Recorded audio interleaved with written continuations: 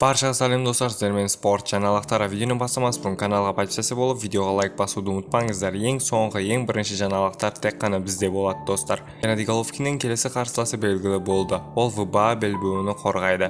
Орта салмақ дәрежесінде ВБА және УФ белбеулерін иегері қазақстандық Геннадий Головкинге ВБА белбеуін үміткері Эрсланди Ларға қарсы қорғаныстық жекпе-жек тапсырыс беріледі және тараптарға жүргізу үшін 23 қазанға дейінгі мерзім берілген.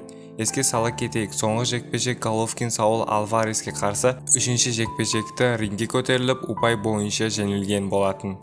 Президент бола алмаған аңыз боксшысы қарсылас табылды.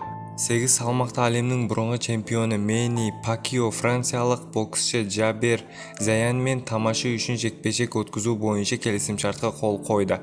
Манил Тимс мәліметінше жекпе-жек келісімшартына қыркүйек айының ортасында Пакьяоның Мактектегі Филиппин үйінде қол қойылған. Бұл айқас 8 раунд есептелінген. Былғары қолғаптың салмағы 8 унция. Бокс кеші Сауди Арабстанның астанасы Эр-Ядтағы Фахд Патша атындағы халықаралық стадионда өтеді.